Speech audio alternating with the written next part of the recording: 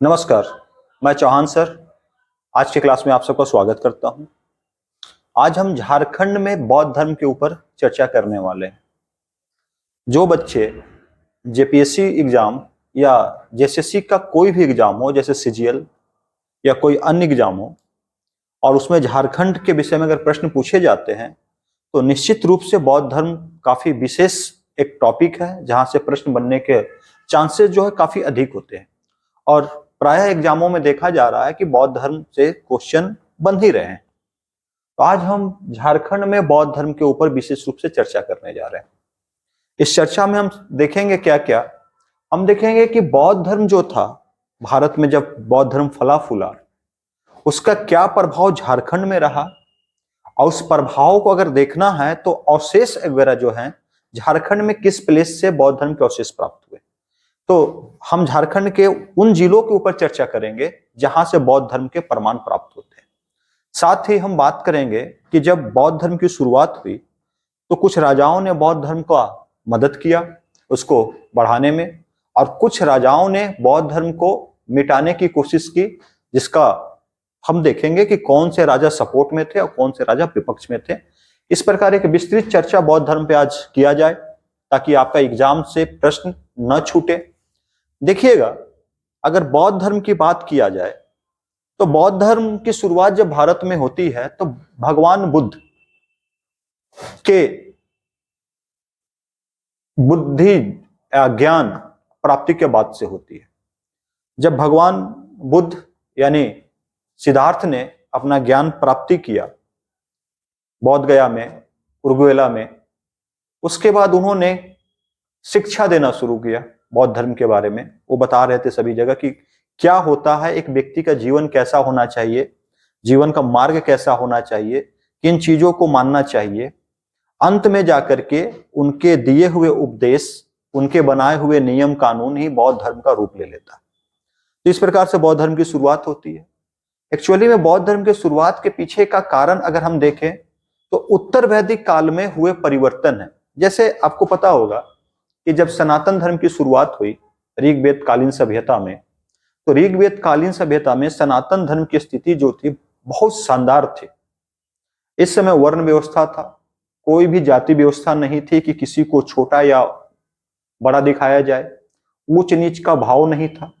महिलाएं जो है उनकी स्थिति काफी शानदार रही थी इस समय पे, और जो भी समाज में काम होता था सब मिलकर के एक ग्रुप में काम करते थे, व्यापार भी था, सब कुछ था, बड़ा सुखी जीवन जी रहे थे।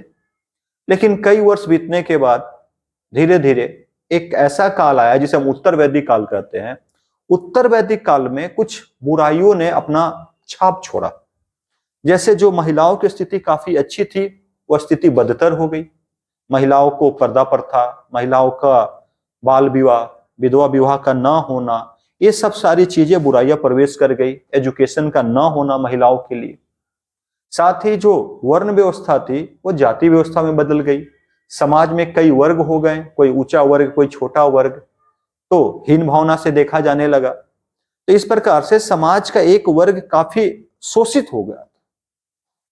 ऐसे में उनको जब भगवान बुद्ध ने ज्ञान प्राप्त किया और उन्होंने जो अपना धर्म बनाया बौद्ध धर्म, उस धर्म में सभी लोगों को इक्वल देखा गया, सभी लोग बराबर थे। तो लोगों ने बौद्ध धर्म को अपनाना शुरू किया सनातन धर्म से अलग होकर के। हालांकि बौद्ध धर्म is the part of Sanatan, simple सा बात समझना। बौद्ध धर्म हो, जैन धर्म हो, एक ही कुल परिवार के ये धर्म है, और बाद में धीरे धीरे ये आपस में मिश्रित भी हो गए फिर से। तो इसी परिस्थिति में बौद्ध धर्म का हुआ। लेकिन बौद्ध धर्म का जब शुरुआत हम माना जाए, अगर भगवान बुद्ध के जन्म को हम माना जाए, तो भगवान बुद्ध का जो जन्म स्थान है, इतिहासकार बताते हैं कि लुम्बिनी नामक एक गांव है।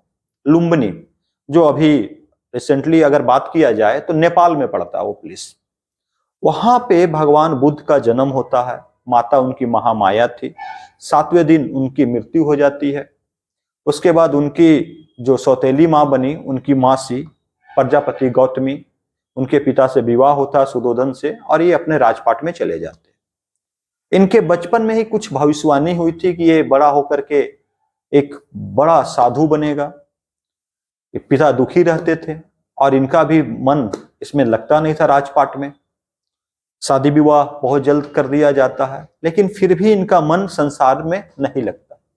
ये ज्ञान प्राप्ति के लिए निकल जाते हैं 29 वर्ष की उम्र में, और कई जगह भटकने के बाद गया के उरुगवेला में इनको ज्ञान की प्राप्ति होती है 35 वर्ष की उम्र में। और उसके बाद से इसी क्रिया को हम संबोधि के नाम से जानते हैं। इसके बाद से वो लोगों को ज्ञान देते हैं, धर्म चक्र परिवर्तन के नाम से जाना जाता है। एक समय ऐसा आता है कि उनकी मृत्यु भी होती है कुशीनगर में, अंतिम यात्रा उनकी कुशीनगर तक रहती है। तो इतिहास हमें ये बताता है, अगर जो जो छाप पड़ा उनका पूरे इतिहास में, उनके जो अनुयायी बने वो झारखंड में आए, झारखंड में निवास किए, झारखंड में बुद्ध की मूर्ति को पूजा गया, ये सब छाप झारखंड में भी देखने को मिलता है। तो अगर हम चर्चा करें यहाँ पे, तो सबसे पहले हम चर्चा करेंगे तो झारखंड के इतिहास की पुस्तक की बात करेंगे। इस पुस्तक का नाम है झारखंड का इतिहास एवं संस्कृति। देखिए ये पुस्तक है झारखंड की इतिहास एवं संस्कृति। हम यहाँ से चैप्टर को उठाने जा रहे हैं। इस पुस्तक के राइटर है डॉक्टर वीरोत्तम ने काफी अच्छा इतिहास लिखा है, लेकिन कई इतिहासकार ने इनका कुछ शब्द है जिसको उन्होंने खंडित किया है, अमान्य बताया है। जैसे इन्होंने बुद्ध की जन्मभूमि को झारखंड बताया है, और जैसा भी मैंने आपको पहले ही बता दिया था कि बुद्ध की जन्मभूमि कहाँ पे, लुम्बिनी यानी नेपाल में। लेकिन इन्होंने क्या बताया था कि झारखंड की जन्मभूमि कहाँ पे है, झारखंड में है बुद्ध की जन्मभूमि। दूसरा चीज इन्होंने बताया कि जैसे मैंने बोला कि बौद्ध या बुद्ध जो किताबें हैं या जो टेक्स्ट है या जो अवशेष हैं, ये बताते हैं कि भगवान बुद्ध की अंतिम यात्रा कुशीनगर में हुई, कुशीनगर में उनकी मृत्यु हुई थी। लेकिन इस पुस्तक के अनुसार कुशीनगर वो जगह नहीं होकर के वो जगह कहीं और इन्होंने बताया है। जैसे आप देखिएगा इसमें कि उन्होंने जगह को सतबरवा बताया है, सतबरखा। क्या बताया? सतबरखा। यानी बुद्ध की जो अंतिम यात्रा हुई है इस पुस्तक के अनुसार लातेहार से सतबरखा हुई है, जो अपने आप में ये गलत बातें हैं। लेकिन आपसे अगर वीरोत्तम के परिप्रेक्ष्य में प्रश्न पूछा जाए तो आपको इस चीजों को याद करना होगा, क्योंकि वीरोत्तम एक बहुत बड़े राइटर हैं झारखंड के लिए, और साथ ही उन्होंने जो बताया था, लेकिन इतिहासकार इनके विचार को क्या करते हैं, कट करते हैं, इस विचार को नहीं मानते।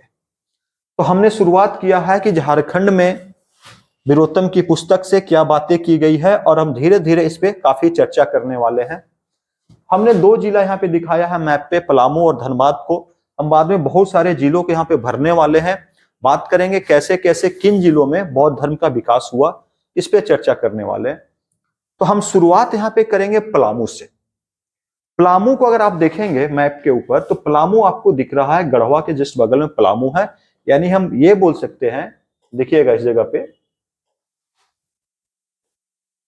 कि जो ये नॉर्थ एरिया हुआ और ये हुआ साउथ और ये हुआ वेस्ट, यानी नॉर्थ वेस्ट पार्ट में पलामू जिला पड़ता है, झारखंड के नॉर्थ वेस्ट में। यानी बौद्ध धर्म के कुछ अवशेष हमें यहां से प्राप्त होते हैं। अगला जिला जो हम बात करेंगे धनबाद, तो हम देखेंगे धनबाद से भी बौद्ध धर्म का अवशेष प्राप्त होता है। हम चतरा बात करेंगे, पूर्वी सिंहभूम बात करेंगे, पश्चिमी सिंहभूम बात करेंगे, हम हजारीबाग बात करेंगे, कई जिलों को बात करेंगे, और यहाँ पे देखेंगे किस जिले से क्या मिला। देखिए आपसे प्रश्न क्या पूछा जाएगा यहाँ पे कि पलामू के किस गांव से बौद्ध धर्म के अवशेष प्राप्त हुए, या उस गांव का नाम देकर आपसे पूछेगा कि ये गांव कहां पे है, करुआ गांव कहां पे है। जैसे करुआ गांव धनबाद में। अब प्रश्न पूछने की शैली अलग होती है, प्रश्न के लिए हम अलग से वीडियो आपको देंगे। एक वीडियो हमारा आ चुका है बौद्ध धर्म के प्रश्न के ऊपर, आप उस वीडियो को कर सकते हैं और कोशिश कीजिए कितने प्रश्न आप सॉल्व कर पाते हैं, ये सारी चीजें देखिएगा। एक चीज, अगर पलामू के संदर्भ में अगर हम बातें करें तो पलामू में आपको दिखेगा एक गांव, आप देखेंगे पलामू में जिसका नाम है, देखिएगा, मूर्तिया गांव। ये काफी इंपॉर्टेंट फैक्ट है, मूर्तिया गांव। यहां किसी मूर्ति की बात मैं नहीं कर रहा हूं, किसी स्टैचू की बात नहीं कर रहा हूं, सिंपली सा एक गांव है जिसको मूर्तिया गांव बोलते हैं। इस गांव में सिंह मस्तक प्राप्त हुआ, सिंह मस्तक। मैं समझाता हूं सिंह मस्तक क्या होता है। अभी देखिएगा हमारे पार्लियामेंट जो नया बना वहां पे सिंह का मस्तक लगा, 4 मस्तक हैं, लेकिन उसमें कितने दिखाई देते हैं सामने से? 3 दिखाई देते हैं। वही सिंह मस्तक हमें पलामू के मूर्तिया गांव से प्राप्त हुआ है। इस सांची के बौद्ध स्तूप पर जो बना हुआ है सिंह मस्तक, सेम वैसा है। यानी सांची का महत्व काफी ज्यादा बौद्ध धर्म में। जो सांची का स्तूप है, सांची के स्तूप पे उत्कीर्ण जो सिंह मस्तक है, ऐसा ही कहां पे मिला है? मूर्तिया गांव से मिला है। इस सिंह मस्तक को संभाल करके रख दिया गया है रांची विश्वविद्यालय के संग्रहालय में। यानी जो इतिहास विभाग है उसका, उस विभाग में जो संग्रहालय है, उस संग्रहालय में किसको रखा गया है? इस सिंह मस्तक को रखा गया। तो यहां से आप देख सकते हैं 2-3 प्रश्न आपको बन सकता है। एक प्रश्न ये बन सकता है कि पलामू में कौन सा गांव है जहां बौद्ध धर्म के अवशेष प्राप्त हुए? तो मूर्तिया गांव। दूसरा चीज, मूर्तिया गांव से क्या प्राप्त हुआ? तो सिंह मस्तक प्राप्त हुआ। ये पूछ सकता है कि सिंह मस्तक जो सांची के स्तूप के तर्ज पे किस जिले से प्राप्त हुआ? तो पलामू से प्राप्त हुआ। फिर एक प्रश्न यहां से और बना सकते हैं आप कि मूर्तिया गांव किस जिले में है? तो पलामू में है। ऐसे करके प्रश्न बनते हैं। यह भी प्रश्न बन सकता है कि मूर्तिया गांव से जो सिंह मस्तक प्राप्त हुआ उसे किस प्लेस पे रखा गया है? तो रांची विश्वविद्यालय में। कहां पे? इतिहास विभाग में इसको रख दिया गया। ये सारे प्रश्न बनते हैं। मैं आपको पिक में दिखाता हूं थोड़ा सा कि सिंह मस्तक की अगर हम बात करें तो आपको पिक में यहां पे दिखेगा।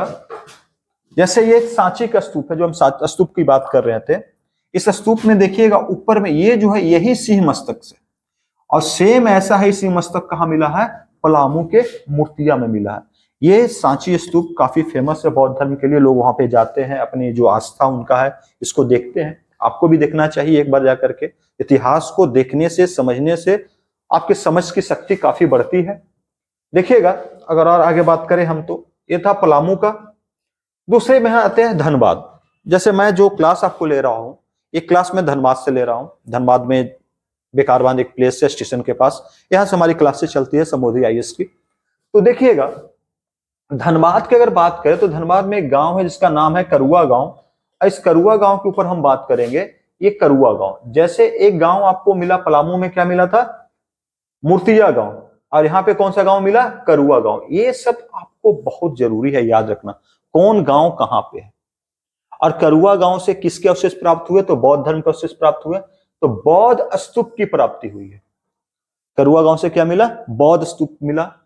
धनबाद में ही देखिएगा, बॉर्डर साइड में, बंगाल बॉर्डर वगैरह जो एरिया है और भी एरिया है, जो एक है दियापुर, एक है दालमी और एक है बौद्धपुर। ये 3 प्लेसेज, 1 2 3, ये 3 प्लेसेज को याद कर लीजिएगा। दालमी, दियापुर और बौद्धपुर। डीडीबी, डीडीबी करके याद कर लीजिएगा। डीडीबी, डीडीबी कहां पे है? तो धनबाद में। डीडीबी कहां पे है? तो धनबाद में, याद रखिएगा। डीडीबी कहां पे है? तो धनबाद में। डी से दियापुर, डी से दालमी और बी से बौद्धपुर। ये तीनों जगह से क्या मिला है? बौद्ध धर्म के अवशेष मिले हैं, बौद्ध धर्म की चीजें प्राप्त हुई है। अब देखिएगा, डीडीबी, तीनों का नाम भी है और धनबाद भी है और बौद्ध भी है। ये डीडी, धनबाद बौद्ध धर्म, धनबाद बौद्ध धर्म, दियापुर, दालमी और बौद्धपुर। दियापुर, दालमी, बौद्धपुर, दियापुर, दालमी, बौद्धपुर। ये 3 चीजें आपको मिल रही है डीडीबी में, पूरा समेट लिए। कभी भी ये वर्ड याद आए तो डीडीबी को याद रखिएगा और डीडीबी में धनबाद को डाल दीजिएगा, बौद्ध धर्म को डाल दीजिएगा और डीडीबी का फुल फॉर्म क्या निकालिएगा? दियापुर, दालमी, बौद्धपुर। देखिएगा, अनेक बौद्ध स्मारक मिले।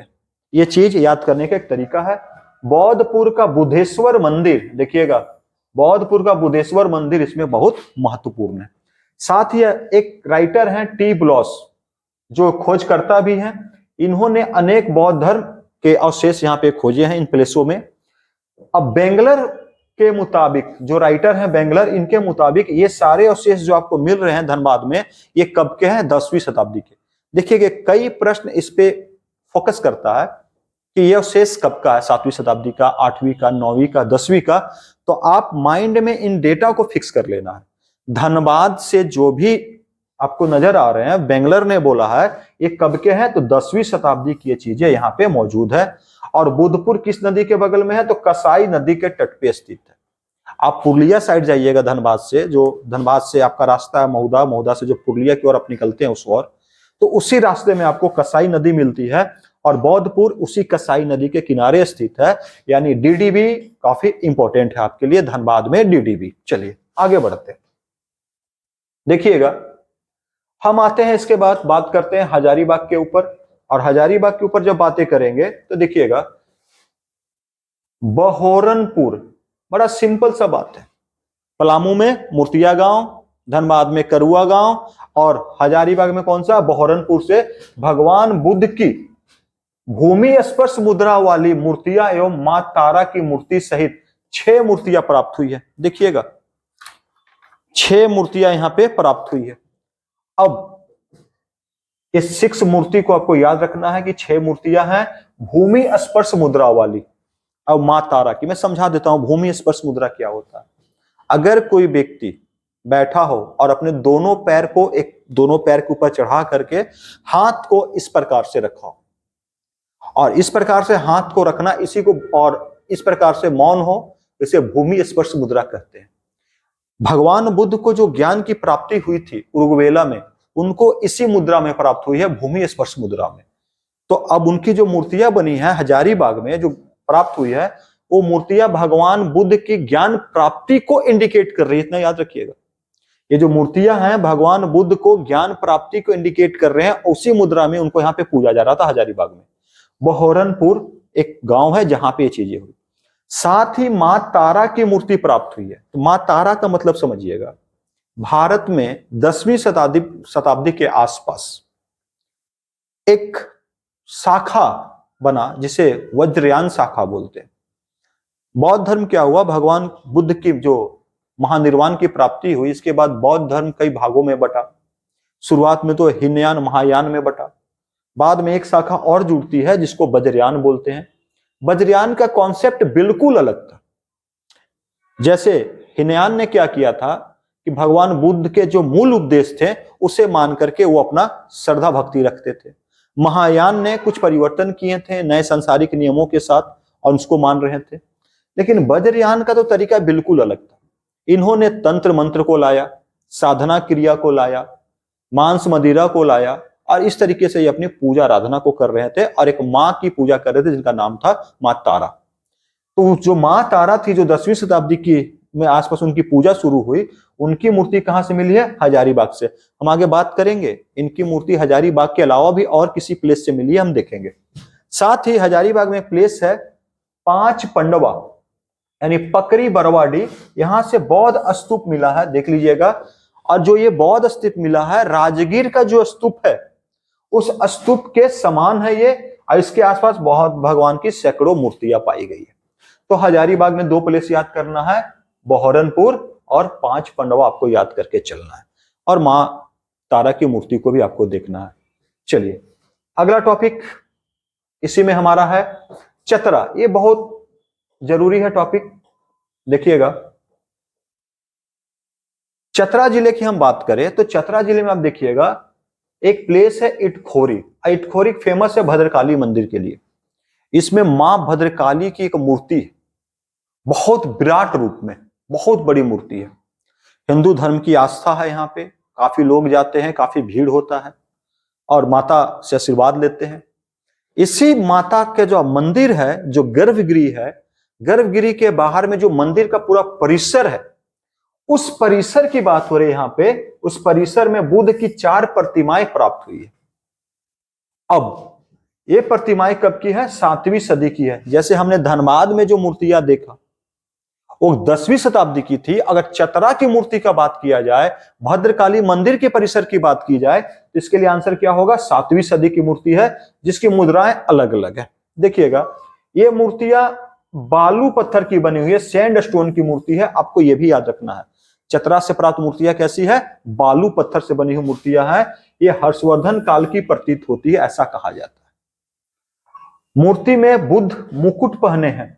देखिए बहुत रेयर केस में ऐसी चीजें होती है कि बुद्ध इसमें मुकुट पहने मिले। तो 2 इतिहासकार की हम बात कर ले यहाँ पे। पटना के विख्यात इतिहासकार हैं पुरातत्विक विभाग में रामजी प्रसाद, देखिएगा रामजी प्रसाद, और एक इतिहासकार की बात कर ले तो इफ्तेकार आलम साहब। 2 लोगों ने बताया है कि ये जो मूर्तियां है ना, ये दुर्लभ मूर्तियां हैं। ऐसी मूर्तियां जल्दी भारत में नहीं प्राप्त होती है। एलोरा गुफा में कुछ मूर्तियां ऐसी है भगवान बुद्ध की जो मुकुट पहने हुई है। तो इन मूर्तियों को कंपेयर कहां से किया गया, एलोरा गुफा की मूर्तियों से किया गया। ये दुर्लभ मूर्तियां हैं। साथ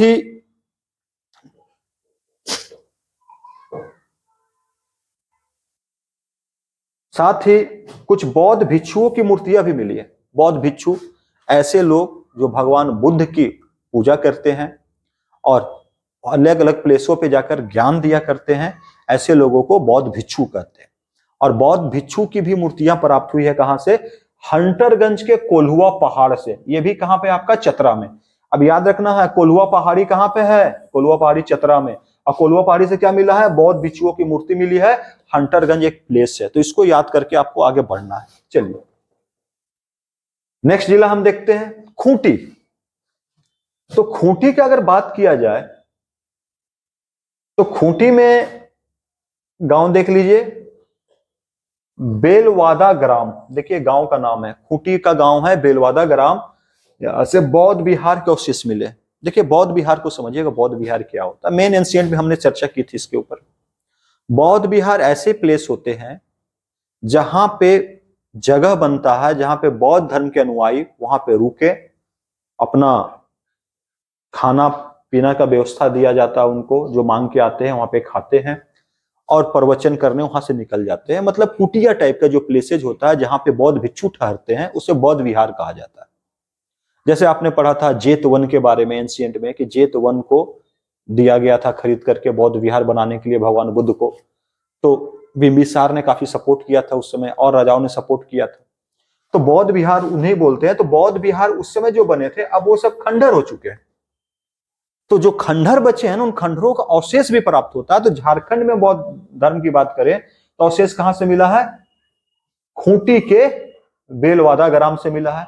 और यहाँ पे जो ईंट प्राप्त हुई है, जो बौद्ध विहार को जोड़ा गया था ईंटों से, ये ईंट का माप वही है जो सांची के स्तूप में इस्तेमाल ईंट है। क्या है? 17x10x3। देख लीजिएगा, 17x10x3 ये ईंट की माप थी। यानी सांची के ईंटों के समान यहाँ के ईंट है, खूंटी के बेलवादा ग्राम के। खूंटी के बाद नंबर आता है सरायकेला खरसावां का। सरायकेला खरसावां पे अगर हम बात करें तो सरायकेला खरसावां में मां तारा की मूर्ति प्राप्त हुई। अब देखिएगा, हमने बात किया था हजारीबाग से भी मां तारा की मूर्ति प्राप्त हुई। अब एक जिला और हम देख रहे हैं, कहां से? सरायकेला खरसावां से भी मां तारा की मूर्ति प्राप्त हुई। तो सरायकेला खरसावां में कहां से प्राप्त हुई है? तो ईचागढ़ नामक एक प्लेस है, ईचागढ़। ईचागढ़ से मां तारा की मूर्ति प्राप्त हुई है। यह स्कूल की दीवार से प्राप्त हुई मूर्ति है। अब इस मूर्ति को भी कहां रख दिया गया? तो रांची संग्रहालय में रखा गया। तो हमने पहले भी एक मूर्ति हमें मिली थी, वो रांची संग्रहालय के इतिहास विभाग में रखा हुआ है। और मां तारा की जो मूर्ति प्राप्त हुई है सरायकेला खरसावां से, इसको कहां रखा गया है? तो इतिहास विभाग में रखा गया। आगे देखते हैं, आगे जिला पे बात करें तो गोड्डा, देवघर, इनको देख लेते हैं साथ में। देखिए ये नहीं है कि किसी जिला से ज्यादा मिल रहा कम मिल रहा, प्रश्न कहां से पूछ ले बोर्ड, ये किसी को पता नहीं होता, कोई दावा नहीं कर सकता। आपका काम क्या है कि पूरा का पूरा पढ़ कर जाइए, पूरी चीजों को ज्ञान लीजिए और समझने का प्रयास कीजिए कि चीजें क्या हो रही है। लास्ट में बताएंगे, मैप पे इसको भरना है। गोडा के बेलनीगढ़ से बुद्ध से जुड़ी स्मृतियां, स्मृति कुछ भी हो सकता है, कपड़े हो सकते हैं, बुद्ध का सैंडल हो सकता है, बुद्ध का कुंडल हो सकता है, बुद्ध की मूर्ति हो सकती है। मतलब बुद्ध ने जो भी चीजें पहनी थी या जो चीजें उनके सम्मान में रखी गई थी, उन्हें स्मृति बोलते हैं। और ये महागामा प्रखंड से बुद्ध की मूर्तियां प्राप्त हुई है। गोड्डा का ही महागामा प्रखंड जहां है, वहां से बुद्ध की मूर्ति प्राप्त हुई।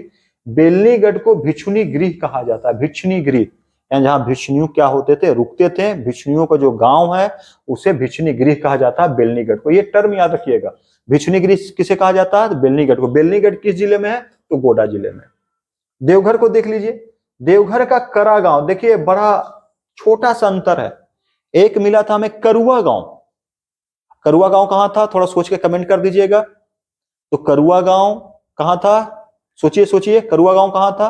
तो करुआ गांव धनबाद में था। अब अशोक स्तूप मिला है। अशोक स्तूप का मतलब है कि अशोक के समय का बना हुआ स्तूप इस समय मिला है। कहां से? देवघर से। करा गांव अशोक के काल का माना जाता है। देख लीजिएगा, देवघर में जो स्तूप प्राप्त हुआ है बौद्ध धर्म से रिलेटेड, ये किसके समकालीन स्तूप है? अशोक के समकालीन स्तूप है। जैसे आपको पता है, अशोक ने इस धर्म को बढ़ाने का खूब प्रयत्न किया। अशोक ने अपने बेटे को, महेंद्र को, बेटी को श्रीलंका भेजा ताकि धर्म का प्रचार किया जा सके। और बौद्ध धर्म में अशोक की रुचि इतनी गहरी थी कि उन्होंने अपने अस्त्र शस्त्र को त्याग करके बौद्ध धर्म को अपनाया, और इसके बाद से उन्होंने शांति का रास्ता कायम किया। और धीरे धीरे यही चीज भी मौर्य साम्राज्य का पतन का एक कारण भी बना था। बात करेंगे आगे हम लोग। देखिएगा, अब थोड़ा सा हम देख लेते हैं राजमहल, कुछ क्षेत्र है राजमहल का। कंकोजोल, इसको याद रखिएगा, राजमहल का कौन सा जोल, राजमहल में क्या है झोल, राजमहल में क्या है झोल, ऐसे याद रखिएगा, यानी कंकोजोल। तो बुद्ध की मूर्ति की खोज कनिंघम ने की। देखिए नाम याद रखिएगा, यानी कंकजोल से, यानी राजमहल से बुद्ध की मूर्ति को खोजने वाले व्यक्ति का नाम क्या है, कनिंघम है, इन्होंने खोज किया था। गुमला का एक गांव है, गुमला कटुंगा गांव से बुद्ध की मूर्ति प्राप्त हुई है। ये सब तो टर्म है, आपको याद करने पड़ेंगे। कौन सा गांव किस जिला में है, उस जिले में किस धर्म की चीजें प्राप्त हुई। जैन बौद्ध के अलग अलग गांव में अलग अलग चीजें मिली है, इसको आपको याद करना पड़ेगा टर्म को अलग अलग करके। गुमला कटुंगा, गुमला कटुंगा, गुमला में काटूंगा, बस याद रखें ना, गुमला में काटूंगा किसी को। आपको किसी से दुश्मनी है, उसको आप कहां काटिएगा, गुमला में काटिएगा। तो गुमला में कटूंगा, चलिए, तो गुमला में क्या करेंगे, काटेंगे। तो गुमला कटूंगा, क्या मिली, बुद्ध की मूर्ति मिली है। सिंहभूम, पूर्वी सिंहभूम पटंबा, पूर्वी सिंहभूम पटंबा, पूर्वी सिंहभूम पटंबा से क्या मिला है, बुद्ध की मूर्ति प्राप्त हुई। तो ये तो जिले हो गए जहां से कुछ न कुछ अवशेष प्राप्त हुए। अब आपको क्या काम करना है, मैं आपको एक काम बताता हूं, थोड़ा सा और एक चीज देख लीजिएगा। हम झारखंड पश्चिम बंगाल सीमा क्षेत्र की अगर बात कर ले, तो लेथान टोंगरी एक जगह है, पहाड़ी है, जिसमें बेंगलर द्वारा, देख लीजिएगा, चैत्य एवं चैत्य की खोज की गई है। किसकी खोज की गई है, चैत्य की। और पाकबीरा भी एक स्थान है जहां पे आरसी बोकन के द्वारा बौद्ध खंडहर खोजे गए हैं। मैंने अभी समझा दिया था कि बौद्ध खंडहर क्या होते हैं। आरसी बोकन ने पाकबीरा में बौद्ध खंडहर ढूंढे, साथ ही लेथान टोंगरी में बेंगलर ने चैत्य की खोज की। दोनों टर्म इंपोर्टेंट है, VVI है, इसको आपको याद कर लेना है। चलिए, एक और है एम शास्त्री द्वारा बाग में काले चिकने पत्थर के बुद्ध मूर्ति खोजी गई, जिसके 2 भुजाएं टूटी हुई है एवं स्थल से अष्टभुजा देवी की मूर्ति मिली है। तो इनको भी आपको याद कर लेना है। एम शास्त्री ने काले चिकने पत्थर की मूर्ति खोजी, जिसके 2 हाथ टूटे हुए हैं, भुजाएं टूटी हुई है, ये बुद्ध की मूर्ति मिली है। अब आपको क्या करना है, जितने भी है, राजमहल हो, गुमला हो, पूर्वी सिंहभूम हो, सबको, खूंटी को आपको इस मैप पे, जैसे हमने मैप पे 2 चीजों को दिखाया, पलामू को, आपको दिखाना है। मान के चलिए मैं कुछ चीजें आपको दिखा देता हूं। अब आपको दिखाना है सरायकेला खरसावां, इसमें क्या मिला, ये आपका पूर्वी सिंहभूम है, यहाँ पे क्या मिला आपको दिखाना है। इस प्लेस में क्या मिला आपको दिखाना है, इस प्लेस में क्या मिला आपको दिखाना है। तो सबको आपको मैप पे करके दिखाना है, और छोटे छोटे शब्दों में आपको यहाँ पे लिख लेना है। जैसे धनबाद में क्या था, धनबाद में था DDB, यानी धनबाद में एक तो करुआ गांव था ही धनबाद में, और क्या मिला, DDB। तो DDB आपको याद है, दियापुर, दालमी, और कमेंट बॉक्स में कर दीजिएगा, और क्या है, B से, ठीक है। ये सारी चीजें मिली। अब नहीं भी कीजिएगा, बोल देता हूं बौद्धपुर, यानी बुद्धपुर, बुद्ध की मूर्ति मिली। इसी प्रकार सबको आपको भरना है मैप में, और भरिएगा तो आपके लिए ज्यादा बेटर होगा, चीजें आसान होगी याद करने के टाइम में। तो ये तो इस प्रकार से आपको सारे जिले हो गए जहां पे क्या क्या चीजें हुई थी। थोड़ा सा कुछ हम नोट पे बात कर लेंगे। जैसे भगवान बुद्ध की जब शुरुआत हुई, तो भगवान बुद्ध को कई लोगों ने आश्रय दिया। उन आश्रय में अगर हम सबसे पहले बात करें, तो सबसे अच्छा आश्रय अगर किसी ने किया तो बिंबिसार, जो हर्यक वंश का जो शासक था, भगवान बुद्ध का समकालीन था। अजातशत्रु जो उसका पुत्र था, वो भी भगवान बुद्ध का समकालीन था। इन लोगों ने भगवान बुद्ध को आश्रय दिया, काफी उनकी स्थिति मजबूत हुई, और वो अपना धर्म प्रचार करने, बौद्ध धर्म का प्रचार करने जगह जगह घूम रहे थे। लोग उनके जो अनुयायी थे घूम रहे थे। उसी का परिणाम है कि झारखंड, बिहार आदि क्षेत्रों में आज भी भगवान बुद्ध की प्रतिमाएं और मूर्तियां बरामद होती है। तो यहाँ पे आप देख लीजिएगा, हम पहले बात करेंगे अशोक से, हम शुरू करते हैं, फर्स्ट लाइन से नहीं शुरू करते हैं, हम अशोक के लाइन से शुरू करते हैं। मौर्य साम्राज्य का एक महान शासक अशोक, अशोक ने कलिंग युद्ध के बाद जब उनको एहसास हुआ कि कत्ल मैंने जो किया इतने लोगों का, इतने लोग कलिंग में मारे गए, तो उन्होंने अपने हथियार को त्याग दिया और उन्होंने बौद्ध धर्म को अपनाया। और बौद्ध धर्म को अपनाने के बाद उन्होंने बौद्ध धर्म को खूब सपोर्ट किया, अपने बेटे को, बेटी को और राज प्रजा को, कई लोगों को बौद्ध धर्म का पाठ पढ़वा करके उनको बौद्ध धर्म के प्रचार के लिए देश विदेश तक भेजा। बौद्ध धर्म में अशोक का एक 13वां शिलालेख इधर इंडिकेट करता है कि झारखंड प्रदेश जो है इसको आटविक क्षेत्र कहा गया है। जिस झारखंड में हम हैं या जिस झारखंड की हम एग्जाम की तैयारी कर रहे हैं, तो बौद्ध धर्म के 13वें शिलालेख में इसको आटविक कहा गया है। और इस आटविक क्षेत्र में जो जनजातियां थी वो कौन सी जनजातियां थी? आटवी जनजातियां थी। अब अशोक ने धर्म प्रचार हेतु आटविक क्षेत्र में पदाधिकारी की नियुक्ति की। उसने क्या किया कि कुछ पदाधिकारी, कुछ लोगों को नियुक्त किया कि भैया आप जाओ और जा करके बौद्ध धर्म का प्रचार आटविक क्षेत्र में करो, लेकिन आज के झारखंड क्षेत्र में जाकर के आप प्रचार करो और प्रचार करके लोगों को बताओ बौद्ध धर्म की महत्ता क्या है। उन्होंने लोगों को भेजा और जो इसका प्रमुख व्यक्ति था उसका नाम था रक्षित। ये आपके लिए जरूरी है। आटविक क्षेत्र में बौद्ध धर्म का प्रचार करने वाले व्यक्ति का नाम क्या? रक्षित। इसकी नियुक्ति किसने की थी? अशोक ने किया था। इसका जिक्र कहां मिलता? 13वें शिलालेख में मिलता है।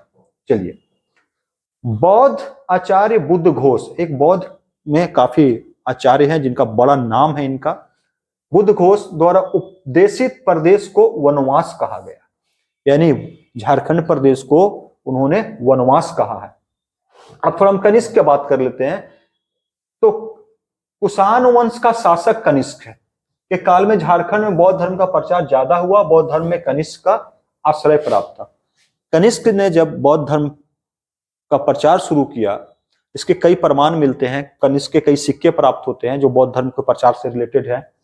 तो कनिष्क के समय जो बिहार का गवर्नर था, कनिष्क का जब शासन चल रहा था पूरे एरिया पे, तो बिहार का जो गवर्नर था, शासक था, उसका नाम था वंशफर। ये आपके लिए जरूरी है। क्या नाम था? जो बिहार के जो इस क्षेत्र को देख रहा था, वंशफर था। उसने पुलिंदो जैसी जनजातियों को बौद्ध धर्म में शामिल किया, यानी जो झारखंड की जो जनजातियां थी उसको वंशफर ने कनिष्क के समय पुलिंदो, एक टर्म है पुलिंदो जनजातियां, उसको क्या किया? बौद्ध धर्म में शामिल किया। तो ये भी बहुत इंपॉर्टेंट है। वंशफर कनिष्क बौद्ध धर्म का संरक्षक था एवं संपूर्ण आटविक क्षेत्र पर शासन करता था। देख लीजिए, यानी कनिष्क का शासन पूरे झारखंड क्षेत्र पे था। अब हम थोड़ा बात करते हैं गुप्त काल में। गुप्त काल का विशेष रूप से महत्व है। जैसे कुमार गुप्त हमें दिखते हैं ना, कुमार गुप्त से ही झारखंड में शुरुआत हो जाती है बौद्ध धर्म का पतन का। लेकिन जब समुद्रगुप्त होते हैं, समुद्रगुप्त के समय यह अभियान ज्यादा तेज हुआ और बौद्ध धर्म का पतन शुरू हो गया। बंगाल का शासक शशांक, देखिएगा, बौद्ध धर्म को किसी ने बढ़ाया और किसी ने घटाया, क्योंकि देखिए ये लोग हिंदू धर्म के प्रचंड समर्थक थे, प्रचंड शैव समर्थक थे, कोई प्रचंड वैष्णव समर्थक है। तो उन्हें बौद्ध धर्म क्या कर रही थी? हिंदू धर्म को नुकसान पहुंचा रहा था, ऐसा प्रतीत हुआ। इन्होंने क्या किया कि बौद्ध धर्म को नष्ट करने का प्रयास किया, यहां से बौद्ध भिक्षुओं को भगाने का कोशिश किया। शशांक ने छोटा नागपुर के सभी बौद्ध केंद्रों को नष्ट किया। देख लीजिएगा, छोटा नागपुर में जो भी बौद्ध केंद्र थे, शशांक ने इनको नष्ट किया। इसका उल्लेख वेनसांग ने किया है, यानी वेनसांग जो भारत आया था, वेनसांग ने अपनी यात्रा वृत्तांत में इसका उल्लेख किया है कि शशांक एक ऐसा शासक है जिसने बौद्ध धर्म के जितने भी केंद्र थे उसका अंत किया। अब पाल शासकों में गोपाल एवं धर्मपाल, दो नाम मिलते हैं।